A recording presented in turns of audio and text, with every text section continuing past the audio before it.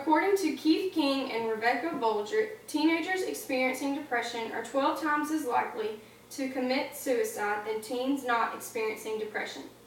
The article, Teen Depression and Suicide Effective Prevention and Intervention Strategies, was published on November 2012. It can be found in the Prevention Research Volume 19, pages 15 through 20. Keith King, one of the authors, is a professor and the director of the Graduate Program of Health and Promotion Education at the University of Cincinnati. Rebecca is an assistant professor at the University of Cincinnati for the Health Promotion and Education program. The main purpose today is to address the extent of adolescent depression and suicide and the connection between them. I chose this article because I know several people that struggle with depression on a daily basis, and I found it interesting to know that kids as young as 13 are struggling. The author's thesis states, despite numerous efforts and interventions, depression and suicide continue to afflict a sizable amount of youth today around the world. I will be discussing the realization of depression and suicide, warning and risk factors, and depression and suicide prevention. Let's start off by looking at my first point, the realization of depression and suicide. According to Keith King, 28.5% of teens were depressed, and 15.8% had seriously considered taking their own life. Suicide normally follows depression among teens. Untreated depression is the #1 cause of teen suicide around the world today. In addition, it is very important to be able to identify warning signs and risk factors. This brings me to my next point, warning signs. Most teens who are depressed give off suicidal warning signs. It just takes the right person to notice them.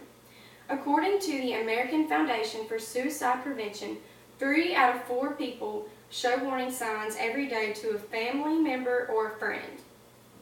Teen depression warning signs can include a lot of things: sadness, unhappiness, mood swings, thoughts of suicide or death, feeling worthless or bored, loss of interest in things, weight gain or weight loss, being irritated a lot, or crying spells. There are 3 main suicide signs: behavioral, verbal, and stressful life events. Behavioral signs include not wanting to participate in school activities. Verbal signs are the words such as "I want to kill myself," and stressful life events can be anything from a breakup to the loss of a loved one. Early detection of these signs is key to getting someone help and preventing suicide and depression. This brings me to my last point. Depression and suicide, it can be prevented. One way to prevent suicide and depression is to make someone feel connected. Help them feel wanted or needed. Tell them that they are here for a reason and that they have a purpose. Family connectedness is relationships among teens and families.